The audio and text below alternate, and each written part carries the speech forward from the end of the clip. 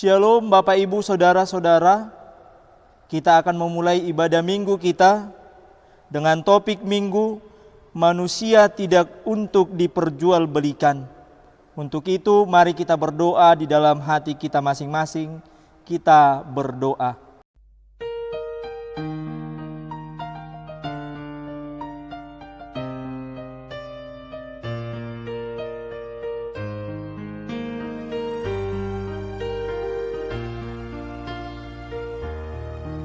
Amin.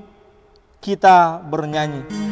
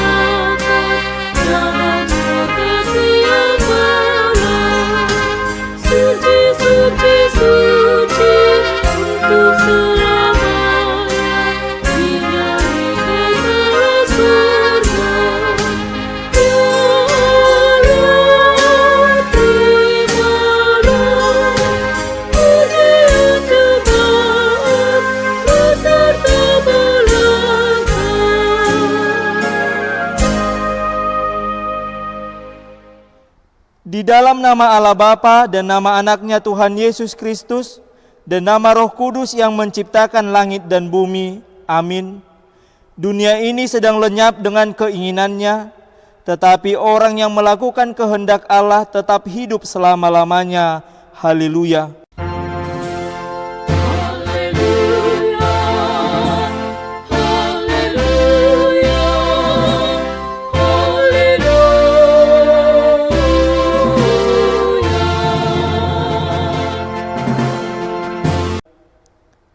Marilah kita berdoa. Ya Tuhan Allah yang Maha Kuasa, berikanlah bagi kami iman yang benar yang tumbuh dan kuat. Berikanlah bagi kami kasih yang setia mencintai Tuhan dan manusia. Berikanlah bagi kami pengharapan yang hidup supaya kami bersuka cita melakukan kehendak-Mu. Dengarkanlah doa kami ini di dalam nama anak-Mu Tuhan Yesus Kristus Tuhan kami. Amin. Kita bernyanyi.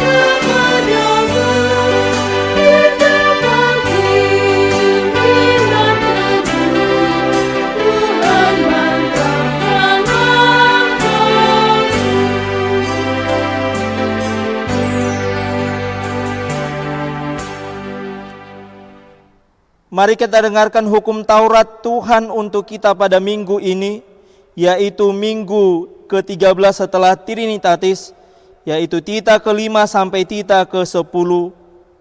Titah ke-5, hormatilah ayah dan ibumu, supaya lanjut umurmu di bumi yang diberikan Tuhan Allahmu kepadamu. Titah ke-6, jangan membunuh. Titah ke-7, jangan berzina. Titah ke-8, jangan engkau mencuri. Titah ke-9, jangan mengucap saksi dusta terhadap sesamamu. Titah ke-10, jangan mengingini rumah sesamamu, jangan mengingini istrinya atau hambanya laki-laki, atau hambanya perempuan, atau lembunya, atau keledainya, ataupun yang dimiliki sesamamu. Demikian hukum Tuhan. Marilah kita bersama-sama berdoa, memohon kekuatan dari Tuhan kita. Ya Tuhan Allah, kuatkanlah kami untuk melakukan yang sesuai dengan hukum-Mu. Amin. Kita bernyanyi.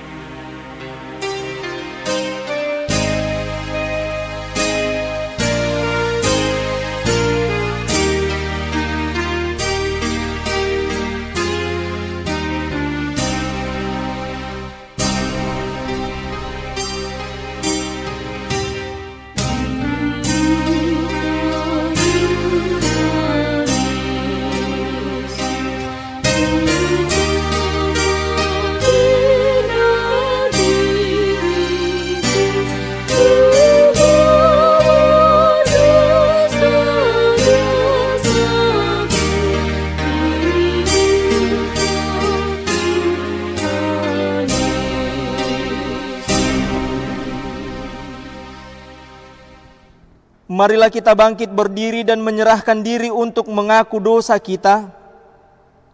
Ya Tuhan Allah kami yang Maha Kuasa dan Pengasih, Engkau tidak berkenan kepada kematian orang fasik, melainkan Tuhan berkenan kepada pertobatan orang fasik dari kelakuannya ke jalan yang benar supaya ia hidup.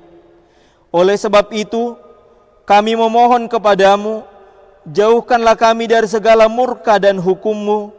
Ampunilah dosa dan kejahatan kami, agar kami beroleh hidup di dalam kasih-Mu. Karuniakanlah kami kekuatan agar kami kuat dan kokoh di dalam anak-Mu, Yesus Kristus Tuhan kami. Amin. Marilah kita mendengarkan janji Allah akan pengampunan dosa. Demi aku yang hidup, demikian firman Tuhan Allah, aku tidak berkenan kepada kematian orang fasik, melainkan aku berkenan kepada pertobatan orang fasik itu dari kelakuannya supaya ia hidup. Kemuliaan bagi Allah di tempat yang maha tinggi. Amin. Kita bernyanyi.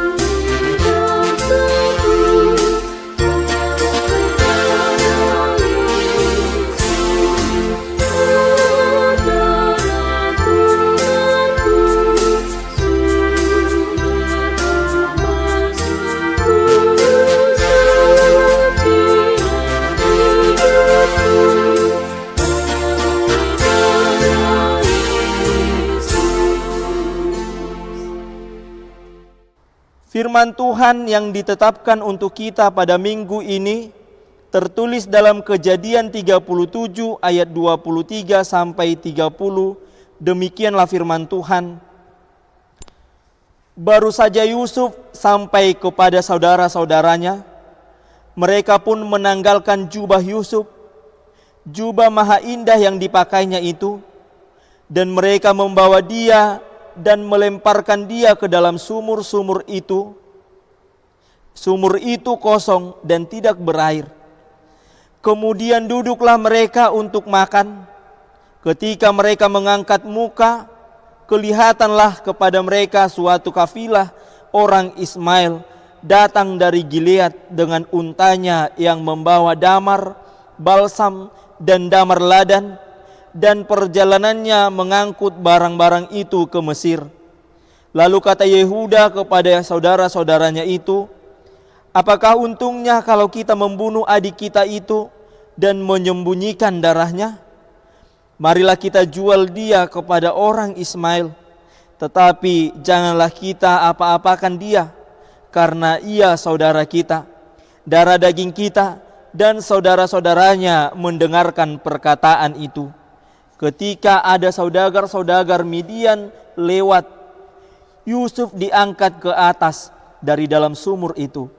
Kemudian dijual kepada orang Ismail itu dengan harga 20 sikal perak. Lalu Yusuf dibawa mereka ke Mesir. Ketika Ruben kembali ke sumur itu, ternyata Yusuf tidak ada lagi di dalamnya. Lalu dikoyakkannya lah bajunya. Dan kembalilah ia kepada saudara-saudaranya. Katanya, anak itu tidak ada lagi. Kemanakah aku ini? Demikian firman Tuhan. Berbahagialah orang yang mendengarkan firman Allah serta memeliharanya. Amin. Kita bernyanyi.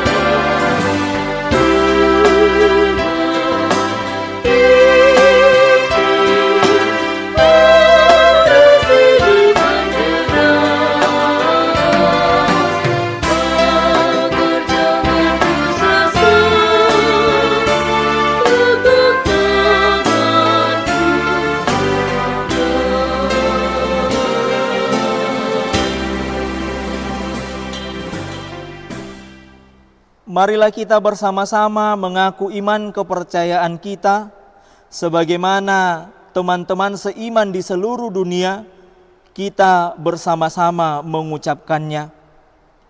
Aku percaya kepada Allah Bapa yang Maha Kuasa, Khalik langit dan bumi. Aku percaya kepada Yesus Kristus, anaknya yang tunggal Tuhan kita, yang dikandung daripada Roh Kudus, lahir dari anak darah Maria, yang menderita sengsara di bawah pemerintahan Pontius Pilatus, disalibkan, mati dan dikuburkan, yang turun ke dalam kerajaan maut. Pada hari yang ketiga, bangkit pula dari antara orang mati, naik ke surga, duduk di sebelah kanan Allah, Bapa yang Maha Kuasa. Dari sana akan datang kelak untuk menghakimi orang yang hidup dan yang mati. Aku percaya kepada Roh Kudus, dan adanya satu gereja yang kudus, persekutuan orang-orang kudus, pengampunan dosa, kebangkitan daging, dan hidup yang kekal. Amin. Warta jemaat dapat kita lihat di grup WA yang sudah dibagikan di setiap lingkungan kita. Kita bernyanyi.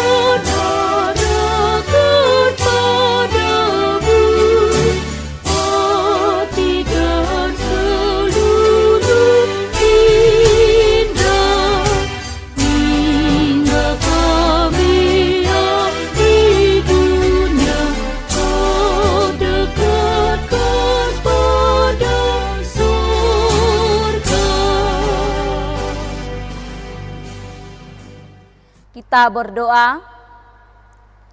Terpujilah Engkau ya Allah Bapa yang senantiasa memelihara kehidupan kami.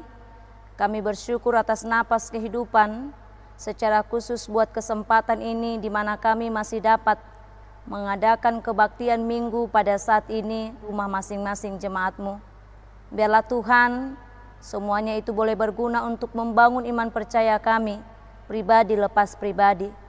Dan saat ini kami mau pakai waktu untuk mendengarkan firman-Mu. Biarlah terlebih dahulu Roh Kudus-Mu yang bekerja dalam diri kami, sehingga kami tidak hanya menjadi pendengar, tetapi kami mampu mengerti akan firman-Mu, dan kami mampu untuk melakukan itu di dalam kehidupan kami masing-masing. Kami serahkan hidup kami ke dalam tangan pengasihan-Mu. Dalam Kristus Yesus kami berdoa dan mengucap syukur. Amin. Saudara-saudara yang dikasihi Tuhan Yesus Kristus, firman Tuhan bagi kita pada minggu ini dari kitab Matius pasal 27 ayat 1 sampai 10, demikian bunyinya. Ketika hari mulai siang, semua imam kepala dan tua-tua bangsa Yahudi berkumpul dan mengambil keputusan untuk membunuh Yesus. Mereka membelenggu Dia, lalu membawanya dan menyerahkannya kepada Pilatus, wali negeri itu. Pada waktu Judas yang menyerahkan Dia melihat bahwa Yesus telah dijatuhi hukuman mati, menyesallah ia. Lalu ia mengembalikan uang yang 30 perak itu kepada imam-imam kepala dan tua-tua dan berkata, "Aku telah berdosa karena menyerahkan darah orang yang tak bersalah." Tetapi jawab mereka, "Apa urusan kami dengan itu? Itu urusanmu sendiri." Maka ia pun melemparkan uang perak itu ke dalam bait suci, lalu pergi dari situ dan menggantungkan diri. Imam-imam kepala mengambil uang perak itu dan berkata, "Tidak diperbolehkan memasukkan uang ini ke dalam peti persembahan, sebab ini uang darah." Sesudah berunding, mereka membeli dengan uang itu tanah yang disebut tanah tukang periuk untuk dijadikan tempat kuburan orang asing. Itulah sebabnya tanah itu sampai pada hari ini disebut tanah darah.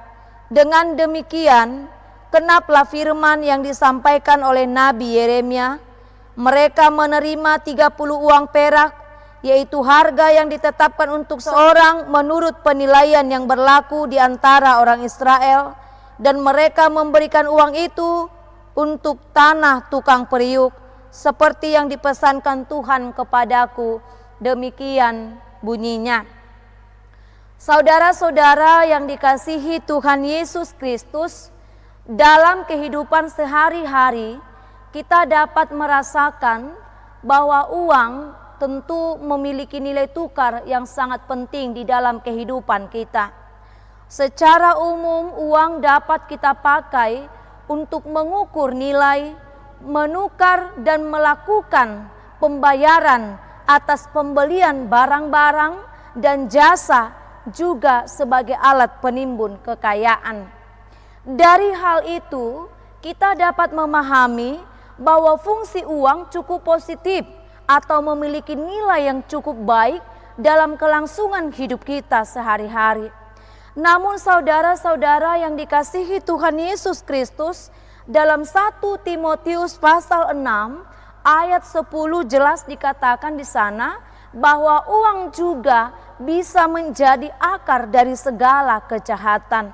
Dikatakan dalam nats tersebut, karena akar dari segala kejahatan ialah cinta akan uang, sebab oleh memburu uanglah beberapa orang telah menyimpang dari iman dan menyiksa dirinya dengan berbagai-bagai duka. Ada orang yang memburu uang dengan begitu tamaknya sampai ia tersesat dari imannya dan akhirnya menanggung berbagai kesengsaraan di dalam kehidupannya, juga di dalam jiwanya. Hal itu sangat jelas terjadi dalam nats khotbah pada minggu ini, di mana untuk mendapatkan uang Yudas harus menyerahkan Yesus kepada imam dan penatua bangsa Yahudi yang akan membunuh Yesus ketika itu. Memang benar bahwa kematian Yesus sudah menjadi ketetapan dari rencana Allah untuk menyelamatkan manusia. Namun dari proses bagaimana Yesus ditangkap, sikap Yudas yang mengkhianati Yesus dan para imam-imam kepala dan penatua-penatua Yahudi, kita dapat belajar beberapa hal yang perlu untuk kita pahami dan kita lakukan di dalam kehidupan kita. Di mana nilai uang difungsikan ke hal-hal yang negatif. Yudas menyerahkan Yesus untuk ditangkap. Mereka mengatur strategi, bahkan dengan ciuman Yudas menyerahkan Yesus untuk ditangkap. Memang pada akhirnya Yudas menyesal dan menyadari apa yang telah diperbuat itu adalah salah, hingga batinnya tersiksa dan pada akhirnya ia menggantungkan diri. Lalu yang menjadi pertanyaan, saudara-saudara yang terkasih, kemanakah uang yang telah ia dapatkan itu? Uang itu tidak dapat masuk ke dalam kantong persembahan, sebab uang itu dipahami sebagai uang darah, sebab diterima dari suatu kejahatan. Saudara-saudara yang dikasihi Tuhan Yesus Kristus, melalui nats khotbah ini ada beberapa hal yang perlu kita kutip sebagai pelajaran yang begitu berharga di dalam kehidupan kita saat ini. Yang pertama, kita mau belajar, nats ini menekankan sebagaimana dalam topik minggu yang mengatakan bahwa manusia tidak untuk diperjualbelikan. Kita harus menolak bila mana ada tawaran atau keinginan seperti yang dilakukan oleh para imam-imam kepala dan para tua-tua Yahudi yang disuarakan dalam perikop ini. Jangan hanya untuk mendapatkan uang, maka kita mengorbankan harga diri, bahkan nyawa orang lain hanya untuk mendapatkan uang demi memenuhi kepentingan hidup kita pribadi lepas pribadi. Yang kedua, kita juga mau belajar dari nats ini. Nats ini mau menekankan, jangan biarkan hidup kita hanya untuk mendapatkan uang, kita jatuh lalu berbuat dosa. Namun carilah uang dari jalan yang benar, dari apa yang dikehendaki Tuhan di dalam kehidupan kita. Jangan dapatkan uang itu hanya karena upah dari membunuh, upah dari mencuri, upah dari menjadi saksi dusta atau sogok di dalam kehidupan kita. Yang ketiga, kita juga mau belajar dari nats ini, bahwa nats ini mengingatkan kita bahwa uang yang didapatkan dari tindakan kejahatan Bapak dan Ibu tidak layak untuk dipersembahkan kepada Tuhan. Dan yang terakhir, melalui nats ini kita diingatkan bahwa kita harus belajar untuk menguasai diri dan menjauhkan diri dari ketamakan, dan belajar untuk tetap setia mengikut Tuhan di dalam kehidupan kita. Jangan biarkan diri kita menjadi pengkhianat dalam persahabatan hanya untuk mendapatkan uang atau materi, atau untuk memenuhi apa yang kita perlukan di dalam kehidupan kita ini. Karena itu belajar, mari untuk setia mengikuti apa yang Tuhan kehendaki di dalam kehidupan kita. Setialah dalam hal kecil, maka Tuhan juga akan memberikan hal-hal besar yang menjadi sukacita di dalam kehidupan kita. Amin, kita berdoa. Kami bersyukur Tuhan buat firman-Mu yang kami dengarkan pada saat ini. Ajari kami Tuhan untuk tetap mampu melakukan hal-hal yang Engkau kehendaki di dalam kehidupan kami. Jauhkan kami Tuhan dari ketamakan, dari keserakahan, tetapi ajari kami Tuhan untuk mencari apa yang kami perlukan di dalam kehidupan kami, di dalam kehendak-Mu. Biarlah Tuhan kebutuhan kami sehari-hari dapat terpenuhi lewat apa yang kami kerjakan. Kami boleh menuai di dalam sukacita apa yang Kau kehendaki di dalam kehidupan kami. Berkati kami Tuhan, sebab kami merasakan bahwa dengan berkat-Mu kami beroleh sukacita dan kekuatan yang daripada Tuhan. Berkatilah seluruh anggota jemaat Tuhan. Biarlah mereka Tuhan melakukan berbagai aktivitas mereka dengan kesehatan, dengan pengajaran dari Roh Kudus-Mu, sehingga apa yang mereka kerjakan di jalan yang Engkau kehendaki. Inilah kami Tuhan, kami serahkan hidup kami ke dalam tangan pengasihan-Mu. Dalam Kristus Yesus kami berdoa dan mengucap syukur. Amin. Kita mengumpulkan persembahan, kita bernyanyi.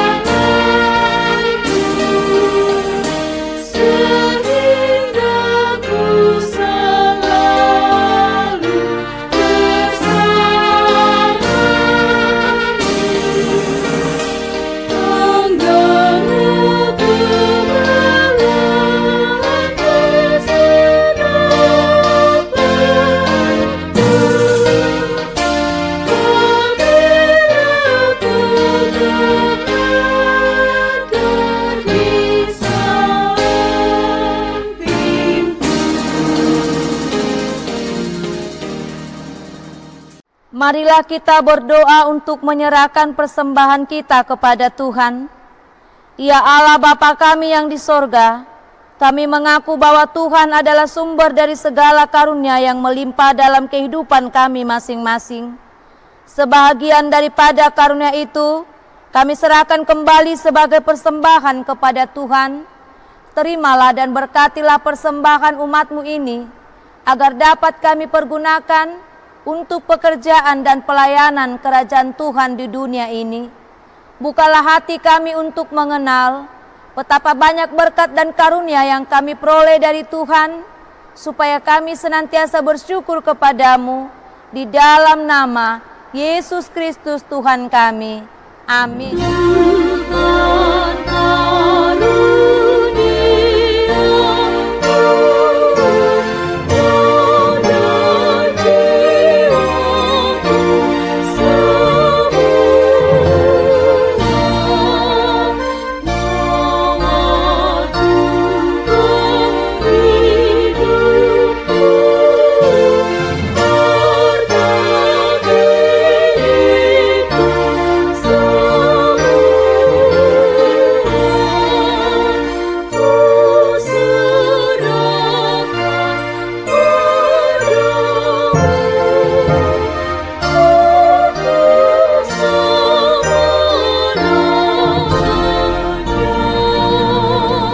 Kami yang di surga, dikuduskanlah namamu, datanglah kerajaanmu, jadilah kehendak-Mu di bumi seperti di surga. Berikanlah kami pada hari ini makanan kami yang secukupnya, dan ampunilah kami akan kesalahan kami, seperti kami juga telah mengampuni orang yang bersalah kepada kami. Dan janganlah membawa kami ke dalam pencobaan, tetapi lepaskanlah kami daripada yang jahat.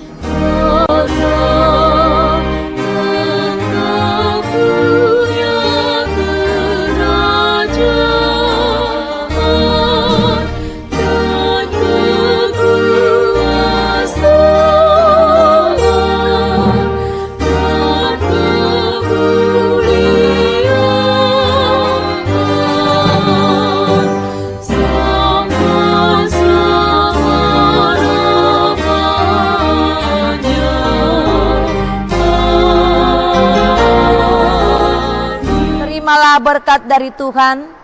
Tuhan memberkati kita dan melindungi kita. Tuhan menyinari kita dengan wajah-Nya dan memberi kita kasih karunia. Tuhan menghadapkan wajah-Nya kepada kita dan memberi kita damai sejahtera. Amin.